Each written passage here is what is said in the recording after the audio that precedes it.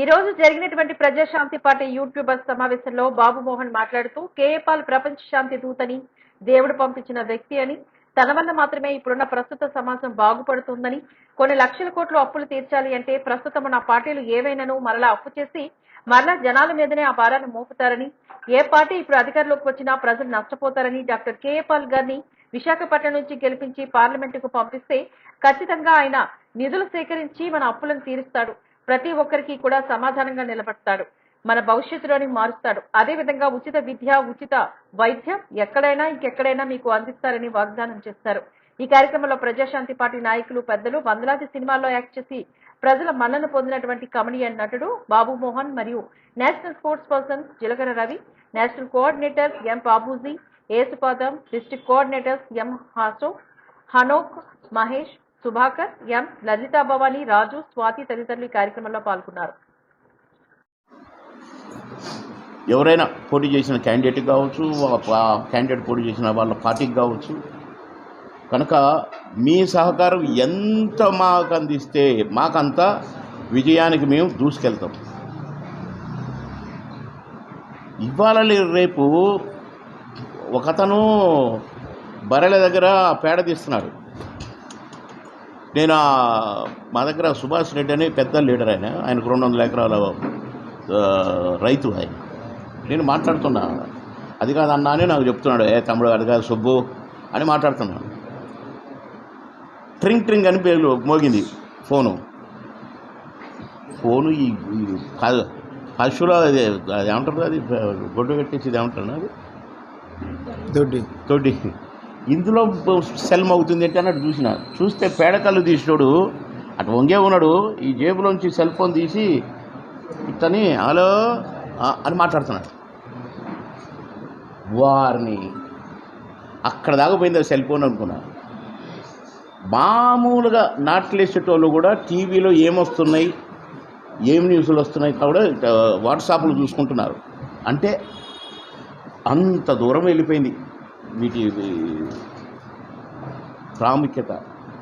అందుకని ఇక ఎలక్షన్స్కి అయితే ప్రాణవాయువుతో సమానం, ఆక్సిజన్తో సమానమైంది. కనుక నేను ఇప్పుడు మిమ్మల్ని వ్యూవర్స్ ఎంతమంది అని అడిగి తెలుసుకున్నది ఎందుకంటే, నేను పాలగారికి చెప్పడానికి ఇంత ఛానల్స్ వచ్చినాయి, ఇక ఈ ఛానల్కి ఇంతమంది అని వారికి కూడా తెలియాలి. కనుక నేను ఇప్పుడు వాట్సాప్ చేసి చెప్పాలి, అందుకని తీసుకున్నాను. ఇకపోతే మీకు నా రిక్వెస్ట్ ఏంటంటే, మీకు మంచి తెలుసు, చెడు తెలుసు.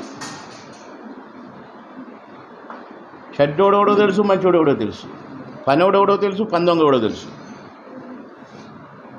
కనుక కాస్త పనిమంతుణ్ణి కొద్దిగా ఎంకరేజ్ చేస్తే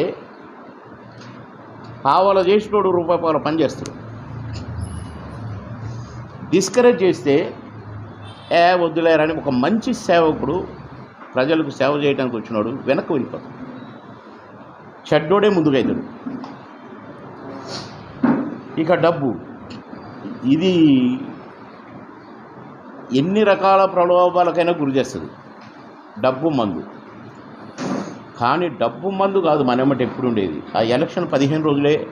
ఇప్పుడు నేను మునుగోడు ఎలక్షన్లో చూసినా ఎవరిని చూసినా ఇట్లనే ఉన్నారు. అందరు ఇట్లా నిద్రపోతున్నారంటారు. నిద్రపోతు కాదు, ఫుల్ మైకంలో ఉన్నారు ఆ 15 రోజులు. 16వ రోజు ఓడిపోయాలి. మందు లేకుంటే మందులు ఒకసారి ఎడిక్ట్ అయిపోతే, మందు లేకపోతే కాళ్ళు చేతులు పనిచేయ, వాడికి ఊపిరి కూడా ఆడదు. ఏం చేస్తాడు అప్పుడు? ఏం దొరికితే అది తాగుతాడు, 4 రోజుల్లో చచ్చిపోతాడు.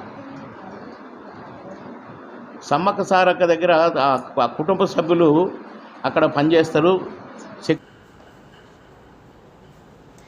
ఈరోజు విశాఖపట్నం ఉత్తర నియోజకవర్గ ఎమ్మెల్యే అభ్యర్థి కేకే రాజు గారి ఆధ్వర్యంలో ఏర్పాట్లు చేసిన విశాఖపట్నం ఉత్తర నియోజకవర్గ నూతన కార్యాలయాన్ని ప్రారంభించిన ఉత్తరాంధ్ర రీజనల్ కోఆర్డినేటర్, రాజ్యసభ సభ్యులు డాక్టర్ శ్రీ వైవి సుబ్బారెడ్డి గారు. ఈ కార్యక్రమంలో విశాఖపట్నం పార్లమెంట్ అభ్యర్థి శ్రీమతి బొత్స ఝాన్సీ లక్ష్మి గారు, విశాఖ ఉమ్మడి జిల్లా డిప్యూటీ రీజనల్ కోఆర్డినేటర్ గాజ్వాక్ ఎమ్మెల్యే తిప్పల నాగిరెడ్డి గారు, నగర మేయర్ గొలగాని హరివెంకట కుమారి గారు, పార్టీ జిల్లా అధ్యక్షులు కోలా గురువులు, ఎమ్మెల్సీ రాష్ట్ర మహిళా అధ్యక్షురాలు వరదు కళ్యాణి, మాజీ ఎమ్మెల్యేలు, నియోజకవర్గ పరిశీలకులు, ముఖ్య నాయకులు తదితరులు ఈ కార్యక్రమంలో పాల్గొన్నారు. అభ్యర్థి ఉత్తర నియోజకవర్గ అభ్యర్థి కేకే రాజుకు ప్రత్యేకంగా అభినందన తెలియజేసుకుంటూ మీ అందరి ఆశీస్సులతో దేవుడి ఆశీస్సులతో మంచి మెజార్టీతోటి ఉత్తర నియోజకవర్గం నుంచి కేకే రాజు గారు గెలవాలని, దానికి మీ అందరూ అదేవిధంగా పార్లమెంట్ అభ్యర్థిగా ఉన్న బొత్స ఝాన్సీ గారు కూడా అత్యధిక మెజార్టీతో గెలవటం కోసం మనందరం నెక్స్ట్ 45 డేస్, నెక్స్ట్ 45 రోజులు కష్టపడి పనిచేయాలని చెప్పి ఈ సందర్భంగా మీకు అందరికీ ప్రత్యేకంగా తెలియజేసుకుంటూ ఉన్నాం. ఎందుకంటే విశాఖ ఉత్తర నియోజకవర్గ పరిస్థితి ప్రత్యేక పరిస్థితి, మీకు అందరికీ తెలిసిన పరిస్థితి. ఇక్కడ గత 5 సంవత్సరాల్లో 2019 ఎలక్షన్లో త్రుటిలో ఓడిపోయినా సరే నియోజకవర్గ ప్రజలకి ఇప్పుడు అందుబాటులో ఉంటూ, మరీ ముఖ్యంగా కరోనా లాంటి మహమ్మారి వచ్చినప్పుడు కూడా నియోజకవర్గ ప్రజలకి ఇక్కడ శాసనసభ్యులుగా ఎన్నికైన వాళ్ళు అందుబాటులో లేకపోయినా ఇన్ఛార్జిగా ఉండి కేకే రాజు సేవలు ఏ విధంగా అందించారో మీ నియోజకవర్గ ప్రజలందరూ కూడా మరొక్కసారి మనం గుర్తు చేయాల్సిన అవసరం ఉందని చెప్పి ఈ సందర్భంగా ప్రత్యేకంగా తెలియజేసుకుంటున్నాం. అదే కాదు, ఎన్నో అభివృద్ధి కార్యక్రమాలు కూడా ఏ విధంగా అయితే గౌరవ ముఖ్యమంత్రి జగన్మోహన్ రెడ్డి గారు సంక్షేమం అభివృద్ధి సాధన కోసం ఏ విధంగా గత 5 సంవత్సరాలు పనిచేస్తున్నారో అదే ఆదర్శంగా తీసుకొని మీ శాసనసభ్యుడిగా మీ ముందుకు వస్తున్న కేకే రాజు కూడా ప్రతి వాళ్ళకి సంక్షేమ పథకాలు అందించడంలో కానివ్వండి, అభివృద్ధి కార్యక్రమాల ఫలాలు అందించడంలో కానివ్వండి, ఉత్తర నియోజకవర్గ ప్రజలకి ఎప్పుడు కూడా అందుబాటులో ఉంటూ గణనీయమైన సేవలు చేసుకుంటూ వస్తున్నాడు. ఇప్పటికీ ఇన్ఛార్జిగా ఉండే ఈ సేవలు అందిస్తూ ఉంటే రాబోయే రోజుల్లో మీ శాసనసభ్యుడిగా ఎన్నికైనాక ఇంకా మెరుగైన సేవలు అందించేదానికి, ఇంకా ఎన్నో అభివృద్ధి కార్యక్రమాలు చేసేదానికి కూడా దోహదపడుతుందని చెప్పి ఈ సందర్భంగా తెలియజేసుకుంటున్నాం. అభివృద్ధి కార్యక్రమాలు కూడా నియోజకవర్గంలో నిరంతరము పార్కులో అభివృద్ధి చేయాలని కానివ్వండి, ఆ ప్యారలల్గా హైవేకి ప్యారలల్గా రోడ్డు శాంక్షన్ చేయించట్లు కానివ్వండి, అదేవిధంగా మాల్ సౌత్ ఇండియాలో కల్లా బిగ్గెస్ట్ మాల్ నార్త్ నియోజకవర్గంలోనే మీ నియోజకవర్గంలో వచ్చే విధంగా కృషి చేయడంలో కానివ్వండి, అన్నిట్లో కూడా కేకే రాజు పాత్ర ఉంది. దానికి కారణంగా ఆయన చిత్తశుద్ధితో చేస్తాడు కాబట్టి ఆ ఫలితాలు కూడా మీకు అందే విధంగా, ప్రజలకు అందే విధంగా చేస్తున్నాడని చెప్పి ఈ సందర్భంగా తెలియజేసుకుంటూ, ఇప్పుడున్న పరిస్థితిలో ఇందాకనే అన్ని విషయాలు పెద్దలందరూ కూడా మాట్లాడారు. మన ముఖ్యమంత్రి గారు 5 సంవత్సరాల నుంచి ఏ విధంగా మేలైన కార్యక్రమాలు చేస్తున్నారు, ఏ విధంగా సంక్షేమ పథకాలు అమలు చేస్తున్నారు, రాష్ట్ర వ్యాప్తంగా 175 నియోజకవర్గాల్లో కూడా సంక్షేమ పథకాలను అమలు చేయడంలో ఎక్కడ అవినీతికి తావు లేకుండా అర్హులైన వాళ్ళందరూ కూడా సంక్షేమ పథకాలు అమలు చేస్తూ ఏ విధంగా అభివృద్ధి కార్యక్రమాలను కూడా ముందుకు తీసుకుపోతున్నారో కూడా మీరు చూస్తూనే ఉన్నారు. వార్డు స్థాయి నుంచి, గ్రామ స్థాయి నుంచి అభివృద్ధి కార్యక్రమాలు చేసిన ఘనత మన ముఖ్యమంత్రి జగన్మోహన్ రెడ్డి గారు. దేశంలో ఏ ముఖ్యమంత్రి కూడా, ఏ రాష్ట్ర ముఖ్యమంత్రి కూడా ఆలోచించేలా ఏ విధంగా అభివృద్ధి కార్యక్రమాలు గ్రామ స్థాయి నుంచి చేయటం కోసం గ్రామ సచివాలయాలు నిర్మాణం చేయటం కానివ్వండి, వార్డు సచివాలయాలు నిర్మాణం చేయటం కానివ్వండి, హెల్త్ క్లినిక్స్ పెట్టడం కానివ్వండి, పేదవారికి నాణ్యమైన విద్య వైద్యం అందుబాటులో తేవటమే కాకుండా వాళ్ళకి ఉచితంగానే విద్య వైద్యం వాళ్ళ ఇంటికి అందే విధంగా ప్రభుత్వ కార్యక్రమాలు చేసిన ఘనత కూడా మన ముఖ్యమంత్రి జగన్మోహన్ రెడ్డి గారిని అని చెప్పి ఈ సందర్భంగా తెలియజేసుకుంటూ ఉన్నాం. మరీ ముఖ్యంగా అయితే ఆరోగ్యం, విద్యపై దేశంలోనే మొట్టమొదటిసారిగా చెప్పుకోదగ్గది స్వర్గీయ రాజశేఖర రెడ్డి గారు ఉమ్మడి ఆంధ్రప్రదేశ్ రాష్ట్రం ఉన్నప్పుడు విద్యార్థుల కోసం ఉచిత ఫీజు రియంబర్స్మెంట్ పెట్టి వాళ్ళకి ఉచిత విద్య అందించే కార్యక్రమం చేశారు. అదేవిధంగా ఆరోగ్య విషయంలో కూడా దేశంలోనే మొట్టమొదటిసారిగా స్వర్గీయ రాజశేఖర రెడ్డి. హంతకులకు జగన్కు ఓటు వేయొద్దు, వివేక కుమార్తె సునీత. హంతకులకు ఓటు వేయొద్దని మాజీ మంత్రి వివేక కుమార్తె సునీత మరోమారు ప్రజలకు విజ్ఞప్తి చేశారు. తెలంగాణ హైకోర్టు వద్ద గురువారం మీడియాతో మాట్లాడుతూ వైఎస్ వివేకానందరెడ్డి హత్య కేసుకు సంబంధించి సీఎం జగన్ ప్రొద్దుటూరు సభలో చేసిన వ్యాఖ్యలపై ఆమె తీవ్రంగా స్పందించారు. చిన్నాన్న అంటే అర్థం తెలుసా? నాన్న తరువాత నాన్న. అలాంటి వ్యక్తిని చంపితే కుట్రను ఛేదించలేదు. పైగా చిన్నాన్న కుమార్తె పైన నిందలు వేయడం న్యాయమా? మీ చెల్లి కోర్టులు పోలీసుల చుట్టూ తిరుగుతుంటే అన్నగా మీ బాధ్యత ఏంటి? బంధుత్వాలకు అర్థం తెలుసా? చిన్నాన్న ఎవరు చంపారు దేవుడుకు, జిల్లా ప్రజలకు తెలుసు అంటున్నారు. అవును, మీరు నిజమే చెప్పారు. నాన్నని చంపించింది ఎవరు దేవుడికి, మీకు, జిల్లా ప్రజలకు తెలుసు. అందుకే నిందితులను అంత బాగా రక్షిస్తున్నారు. ఏం చెప్పాలనుకుంటున్నారు? అంటే మీ వెనుకుండి వేరే నడిపిస్తున్నారనేటువంటి ఉద్దేశంతో నేను మాట్లాడాడు జగన్. సో నిన్న ప్రొద్దుటూరులో మా అన్న వైఎస్ జగన్మోహన్ రెడ్డి ఎలక్షన్ ప్రచారం చేశారు. ఆ ప్రచారంలో మా నాన్న YS Vivekananda Reddy murder case గురించి మాట్లాడారు. వివేకం చిన్నాన్న అని చెప్పారు. చిన్నాన్న అంటే అర్థం తెలుసా? నాన్న తర్వాత నాన్న చిన్నాన్న. అసలు ఈ బంధుత్వాలకు మీకు అర్థం తెలుసా? అదే మీటింగ్లో మీ మామను ఉద్దేశిస్తూ, మీ మామగారిని ఉద్దేశించుతూ ముద్దుగా మామ అని పిలుస్తారు. బంధుత్వాలు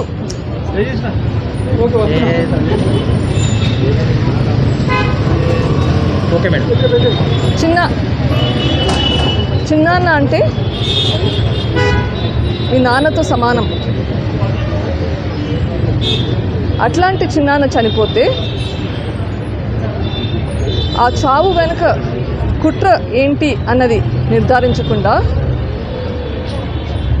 ఆ చిన్నాన్న కూతురు మీదే నిందలు వేయడం ఏమన్నా న్యాయమా?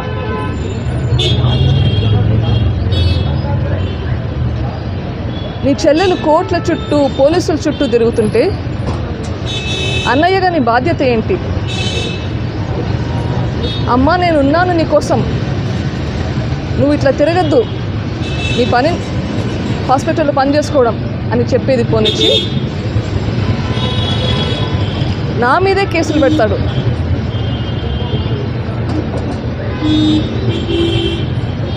ఇది ఏమైనా న్యాయమా?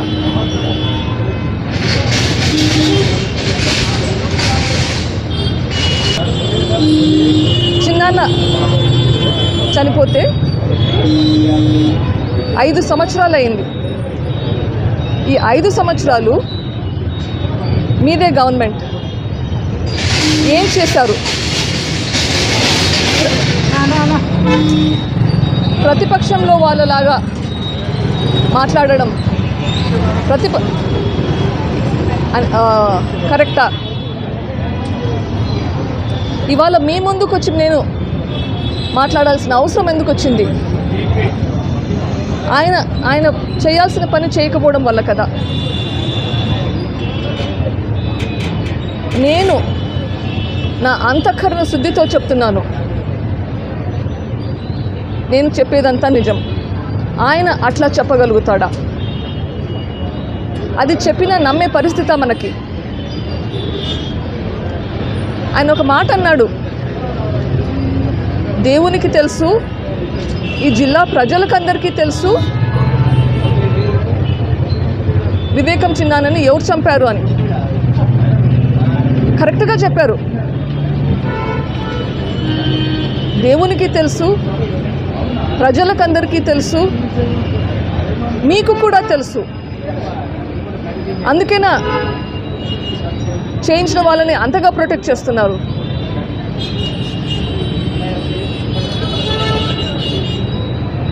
మీకు తెలిసి కూడా ప్రొటెక్ట్ చేస్తున్నారు అంటే ఎందుకు ప్రొటెక్ట్ చేస్తున్నట్లు? దేనికి భయపడి ప్రొటెక్ట్ చేస్తున్నట్లు?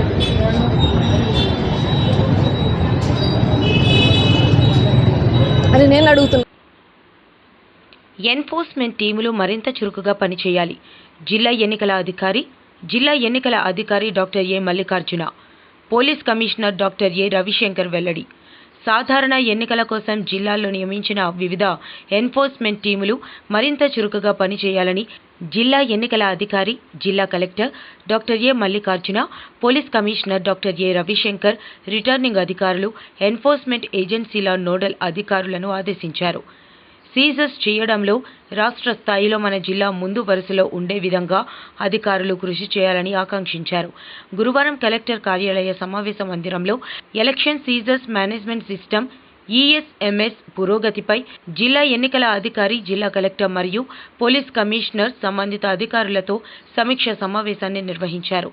ఈ సందర్భంగా జిల్లా కలెక్టర్, పోలీస్ కమిషనర్ మాట్లాడుతూ జిల్లాలో ESMS ద్వారా కేసులు నమోదు చేయడంలో మరింత పురోగతి కనిపించాలని పిలుపునిచ్చారు. ఎన్నికల నోటిఫికేషన్ జారీ నుంచి ఇప్పటి వరకు 53.49 లక్షల రూపాయలు మాత్రమే సీజర్స్ ద్వారా నగదు పట్టుబడిందన్నారు. ఇందులో కొన్ని శాఖల నుండి ఎటువంటి కేసులు నమోదు కాలేదని, ఈ విషయంలో ఆయా నోడల్ అధికారులు, ఎన్ఫోర్స్మెంట్ ఏజెన్సీ బృందాలు ప్రత్యేక చర్యలు చేపట్టాలని సూచించారు. Speak with conviction rather than giving some mantras and telling about the routine stuff of hard work and avi and maatladakunda. That is the reason why we projected that video also. I mean, where I come from and what I am, and how the civil service again has given me the opportunity to work internationally in the United Nations. I was the Indian contingent commander there, and various other platforms that I have worked. Otherwise, it would be opportunities raw. So those people who are aspiring to be civil servants, those of you who are aspiring to be civil servants in various capacities. I joined a small subdivision. Subdivision ante RDO level, couple of circles or a few police stations make a subdivision. So akkada nunchi now ee sthai daka ikkada daka vachinaamu. So it is all in the interest of public service. So aptitude ఉన్న వాళ్ళు, one thing is self-assessment. So all of us must assess ourselves, whether you have that capability or not, whether you will be able to really succeed or not, and what has brought a particular person to that level of competence, So that is the reason we projected this video, to know where my education and how I did. Being a topper in all the schools, of course it does matter, I mean, as regards the academics part of it. So in my case, of course, with all the school days, bagane chadukunamu, and we were exposed to multiple cultures all across India, because father was posted in various places, right from northeast Assam, Nagaland, and Jammu Kashmir, and Chandigarh, and Kanpur, and Bangalore, and finally, of course, I did my MBBS from JIPMER Pondicherry. So even across India, we have travelled far and wide and exposed to all the cultures. So having been brought up in a multicultural environment, so is the case with Vizag also. Here you have people from all across. All the people are settled here. Why I am telling you all this is because that gives a particular individual a perspective of understanding of various issues, and idanni kuda manaku paniki vastadi, andike cheptunnanu, rather than being limited to a particular city or a town and things like that. So that also has its disadvantages for person aspiring to be a civil servant. So meerandaru, that is what I learned, that are all using this community asset, wonderful community asset with such good library, books, and environment. అది కూడా చాలా important. అంటే అందరూ కలిసి ఒక చోట ఉండటం, ఉండి డిస్కస్ చేసుకోవడం, మాట్లాడుకోవడం. Different exams, some were telling they were into staff selection commission, others are appearing for teacher selection, some of them are for railways, and of course some for the civil services. ఈ ఎన్నికలు మంచి చేసినా మనకు ఓ జైత్రయాత్ర అయితే, మోసాల చంద్రబాబు పార్టీకి ఈ ఎన్నికలు చివరి ఎన్నికలు కావాలని వైఎస్ఆర్సీపీ అధ్యక్షులు సీఎం వైఎస్ జగన్ పిలుపునిచ్చారు. నారావారి పాలన రాకుండా చేసేందుకు ప్రజలు సిద్ధంగా ఉన్నారని ముఖ్యమంత్రి అన్నారు. గతంలో చంద్రబాబు అబద్ధాలు, మోసాలు చూశాం. బాబు కూటమిని ఓడించేందుకు మీరంతా సిద్ధమా? చంద్రబాబు జిత్తుల మారి, పొత్తుల మారి, నరకాసురుడు, రావణుడు, దుర్యోధనుడు కలిశారంటూ దుయ్యబట్టారు. చంద్రబాబుకు ఓటేస్తే 10 ఏళ్లు వెనక్కిపోతాం. ఎవరి పాలనలో మంచి జరిగిందో మీరే ఆలోచించండి. ఈ ఎన్నికల్లో మీ కుటుంబ భవిష్యత్ ఆధారపడి ఉంది. ఈ ఎన్నికలు మోసాల బాబుకు చివరి ఎన్నికలు కావాలి. ప్రతి గ్రామంలోనూ అభివృద్ధి, సంక్షేమం చేసి చూపించాం. పొత్తుల మారి, జిత్తుల మారి, ఎత్తుల మారి పార్టీలన్నీ కూడా కుట్రలు చేస్తా ఉన్నాయి, కుతంత్రాలు చేస్తా ఉన్నాయి. ఎదుర్కొనేందుకు ఆ కుట్రలను, ఆ కుతంత్రాలను ఎదుర్కొనేందుకు మీరంతా కూడా సిద్ధమేనా అని అడుగుతా ఉన్నాను. మరోసారి ఫ్యాన్కు 2 ఓట్లు వేయించి 175కు 175 అసెంబ్లీ స్థానాలు, 25 ఎంపీలకు 25 ఎంపీ స్థానాలు, మొత్తంగా 200 స్థానాలకు మొత్తంగా 200 స్థానాలు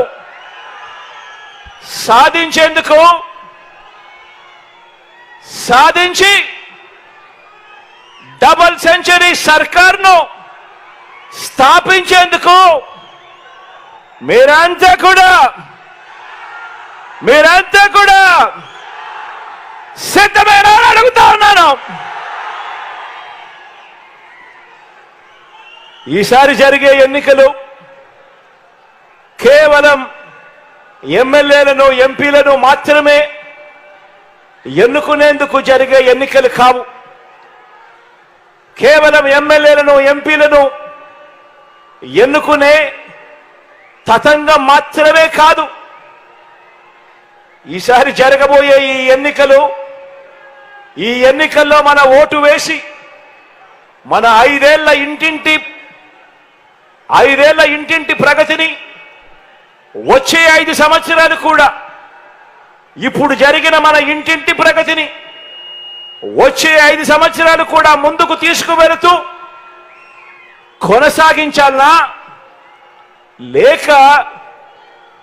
లేక చంద్రబాబుకు ఓటేసి 10 సంవత్సరాలు వెనక్కు వెళ్ళాలా అన్నది ప్రతి ఒక్క కుటుంబం కూడా ఈ ఓటు ద్వారా బాగా ఆలోచన చేయాల్సిన సమయం వచ్చింది.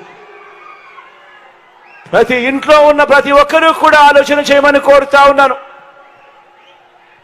అందరూ ఆలోచన చేయండి. గత ఎన్నికల్లో ఇతర పార్టీలకు ఓటు వేసిన వారు కూడా ఆలోచన చేయమని కోరుతా ఉన్నాను. కులం వల్ల కావచ్చు, లేదా ఇతర పార్టీ వల్ల అభిమానమైనా కావచ్చు, నేడు ఎన్నికల్లో మనకు ఓటు వేయని వారందరూ కూడా ఆలోచన చేయమని అడుగుతా ఉన్నాను.